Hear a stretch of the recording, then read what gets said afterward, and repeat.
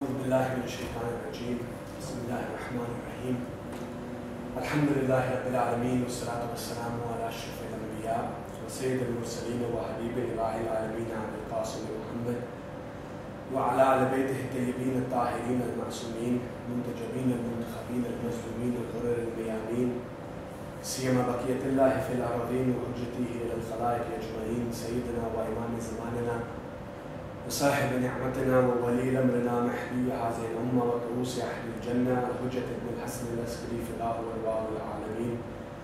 أعوذ بالله من الشيطان الرجيم بسم الله الرحمن الرحيم. Brothers and sisters in Islam, Assalamu alaikum wa rahmatullahi wa barakatuh. Today's discussion and lecture that I've entitled is the concept and the issue of Khilafat, and whether it is man-made or whether it is assigned and designated by Allah subhanahu wa ta'ala. Within the Islamic Ummah, there are many divisions. There's many divisions in many religions, but within the Islamic Ummah, there are many divisions. And one of the main causes that has divided two of the major denominations within Islam is the issue and the discussion and the dispute over the Khilafat and who is the Khalifa, who should have been the Khalifa. Therefore, I'd like to talk a little bit about this and answer the question that is Khilafat designated by Allah, or is it in fact man-made, and people can get together and have a shura, a gathering, where they can decide among themselves who they believe is fit to rule the kingdom, or become a khalifa, or become a king, or become a ruler. So what is the Khilafat? Khilafat is basically a person who is seen as an Islamic ruler who rules over other people. A very famous writer known as Shahristani writes in his book that the most disastrous dissension in Islam has been over the issue of the Khilafat. And no other dispute has caused so much blood, nor has it caused so much misery. Another writer, known as Al-Mas'udi, says that the Islamic Ummah is divided into two main divisions because of the issue of Khilafat. Namely, those who maintain that the Prophet designated Ali alayhi salam as his successor, and the others who maintain that the Prophet did not nominate anybody. So the topic is the Khilafat man-made, or is it from Allah subhanahu wa ta'ala? So inshallah we're going to use Quranic evidences. I've got about 6 or 7 verses in the Quran to answer this question: is it designated by Allah, or is it man-made? To begin, we look at chapter 2, verse 246 and 247. In this verse, Allah subhanahu wa ta'ala is narrating a story. It's a story about a person known as Ta'lud. The people at that time came to their Prophet, and they said to their Prophet to ask Allah subhanahu wa ta'ala to raise a king, a Khalifa from among them. Why? So that they may fight in the cause of Allah subhanahu wa ta'ala.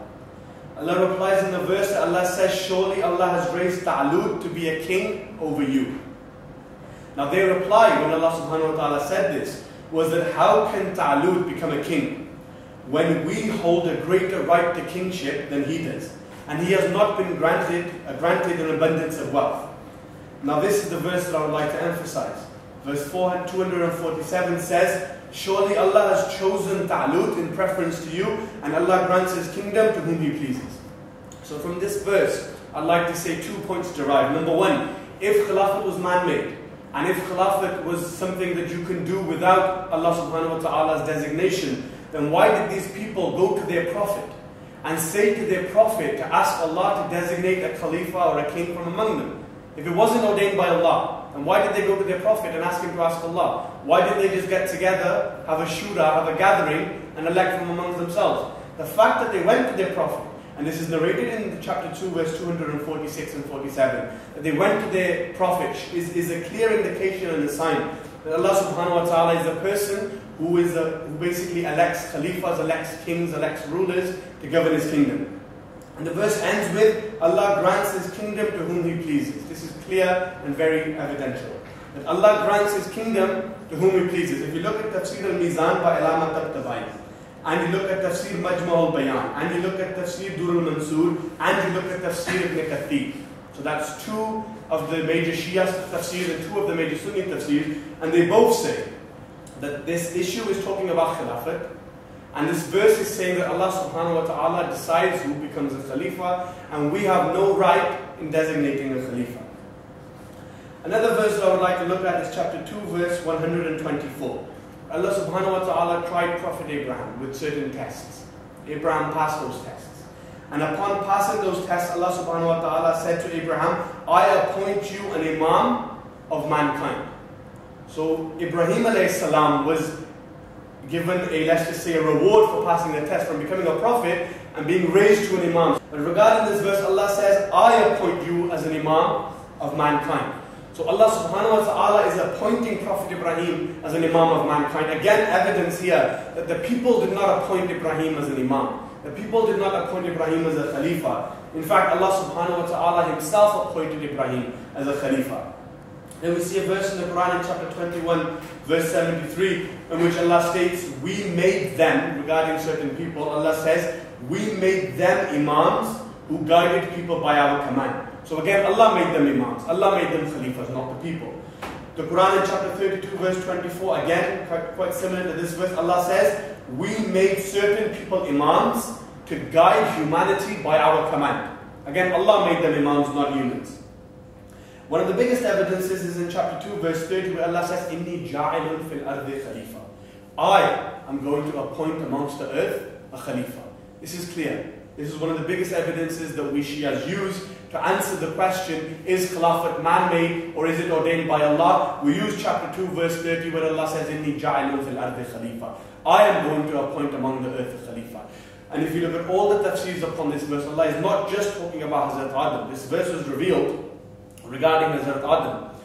But the Mufassirin have said that when this verse was revealed, it was not just limited to Prophet Adam alayhi salam. It is talking about Caliphate as a whole. It's talking about the whole concept of successorship from prophets. Therefore, Allah is saying that I am going to place amongst the earth a Khalifa. A very famous dua given by Prophet Moses in chapter 20, which is known as Surah Taha, verses 25 to 36, where he said, Rabbi shrah li sadri wa yassir li amri wahlul 'uqdatam min lisani yafqahu qawli. Everybody knows this is when Prophet Musa was told by Allah subhanahu wa ta'ala to go to the kingdom of Fir'aun, and he was told to tell Fir'aun that he is a prophet of Allah, and Moses was told to overthrow Fir'aun, but he was afraid. He did not want to face Fir'aun alone. He wanted somebody as his successor, somebody as his caliph, somebody who would take his place after him to go with him as an aid, as a help. So he said, Ya Allah, from amongst my family, can you please designate somebody that will become my successor, my vizier, and that he will succeed me upon my death. So Allah subhanahu wa ta'ala said in verse 36 of chapter 20, surely we have accepted your request, O Musa. So what do we see from this verse? Moses, who was a great prophet, Ulul Amr prophet, one of the prophets who was given a book, one of the best prophets. But even Moses does not have a right to elect his own successor.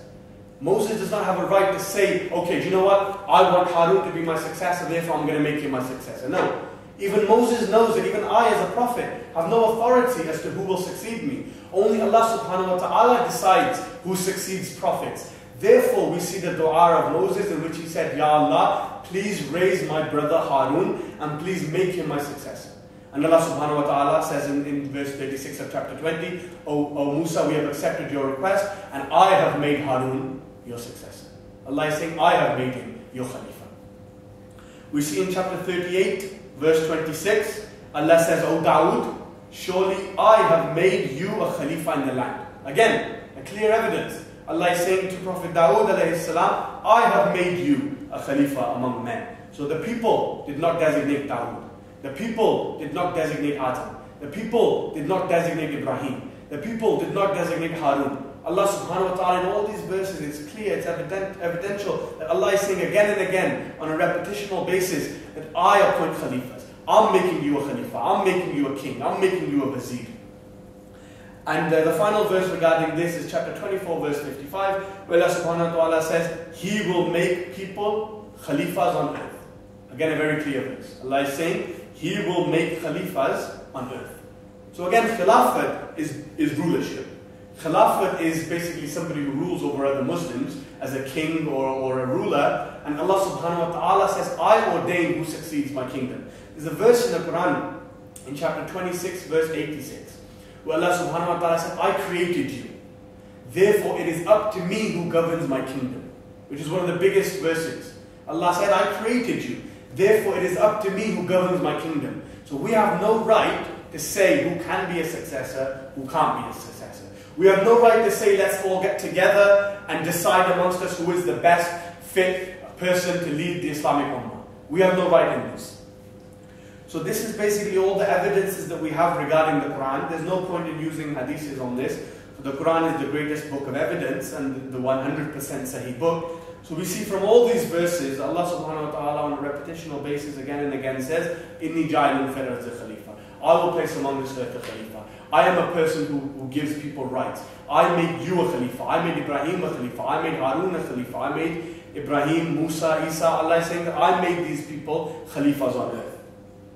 So after we've discussed this and we've come to a conclusion that Allah subhanahu wa ta'ala is the person who ordains khalifas on earth, and Allah is the person who appoints khalifas on earth, the next question that rises is, did Allah ordain anybody to succeed the Prophet? Just a few moments that I'd like to take on this, and that's it, then I'd like to finish, is did Allah subhanahu wa ta'ala ordain anybody to succeed the Prophet? I'm going to use 4 verses and 1 hadith and we'll end it there. We see in the Quran in chapter 5 verse 67, Allah says, Ya ayyuha rasul, balligh ma unzila alayka min rabbik wa in lam taf'al fama ballaghta risalata. Allah says, O Muhammad, proclaim a message that I have told you to proclaim. And once you've proclaimed it, you have completed your religion. But if you don't proclaim it, you have not completed your religion. So what did the Prophet say? He said, Man kuntu mawla fahadha aliyyun mawla. If you take me as your master, then you must take Ali. Allah said in the Quran in chapter 5 verse 3, Al-yawma akmaltu lakum dinakum. This day I have perfected you for you your religion. So the Prophet was told by Allah to proclaim something. The Prophet said, Ali is to succeed me. Allah says, you have conveyed your message, O Muhammad. Your religion is complete now that you have ordained Ali as the Khalifa. Another verse is known as Ayat al-Wilayat, which is chapter 5 verse 55, where Allah says, إِنَّمَا وَلِيَكُمُ اللَّهُ وَرَسُولُهُ وَالَّذِينَ آمَنُوا الَّذِينَ يُقِيمُونَ الصَّلَاةَ وَيُؤْتُونَ الزَّكَاةَ وَهُمْ رَاكِعُونَ. Your wali. And the definition of wali here is your ruler and your leader and your master is Allah and the Prophet and those people who establish prayers and pay the poor rate while they bow down. Imam Ali is the only person in history who has been narrated, but while he was praying in the mosque, he was in a state of raku, while being in a state of prayer. A beggar came towards the mosque. He said, is there anybody that will give me any charity? Imam Ali raised out his right hand and the beggar came and took the ring from Imam Ali's finger, and this verse was revealed in honor and praise of Amir al-Mu'mineen. Ya Ali. And the final hadith is the hadith known as the hadith al-Manzala, in which the Prophet said, Ya Ali, anta minni bi manzalati Haruna bi Musa. Oh Ali, you hold that position and that status to me that Harun held with Musa. And the Quran is very evident and very clear that Harun was designated by Allah in the Quran in Surah Taha to be succeeded by Moses. Harun was to succeed Moses alayhi salam. And when the Prophet is saying, Ali, you hold that status to me that Harun held with Musa, the Prophet was clearly indicating that Ali alayhi salam is to succeed me as Harun was to succeed as Musa alayhi salam.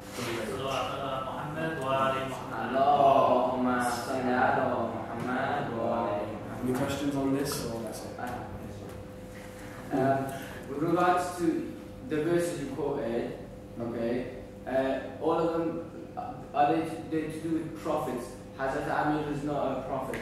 So, does those verses apply to him? Because all of that, Harun was a prophet, Hazrat Musa was all prophets, hence Imam Ali was not a prophet of God. All the verses, they're not just for prophets, because what the verse is saying is Khalifa. Now, Khalifa is a ruler. A prophet is also a ruler. An Imam is also a ruler. So because if Allah says, we are making you a prophet, then we can say this has got nothing to do with Khilafah. And this has got nothing to do with Ali alayhi salam. But Allah never said, we are making you a prophet. In fact, with Ibrahim, Allah actually said, oh Ibrahim, we are raising you from a prophet to an Imam. So this is not just talking about prophets, it's talking about anybody who rules the kingdom. Talut wasn't a prophet. This is the first verse that I gave. Talut was not a prophet, yet Talut was raised to be a Khalifa. So this is not just referring to prophets, it's referring to Khilafat in general, and by Khilafat Allah means anybody who sits on a throne and governs the Muslims. So Talut is not a prophet? No. Any other questions? And also with regards to the 12, I've actually had this discussion before, and they name people from the, although it's not acceptable, but they name people from the Bani Umayyad and from the Bani Abbas that add up to 12. Although they're all tyrants, so they can't be accepted. No, but then after Muawiyah, who did they say? Yazid. They can't. No. The Sunnis, there's different sects, right? Sunnis don't accept Yazid. Wahhabis do, right? The dispute is between Shias and Sunnis. Forget Barelwis, Deobandis, Salafis, Wahhabis. Forget these. The main discussion is between Sunnis and Shias. And because Yazid is a person who ordered the assassination of Imam Hussein, no Sunni who is a Sunni accepts Yazid. So when you ask them to go from Abu Bakr to Umar to Usman to Ali to Muawiyah, when we say to them, who's after Muawiyah? They can't name anybody. So they accept Muawiyah? Yeah, they accept Muawiyah. They all accept Muawiyah. Is that it?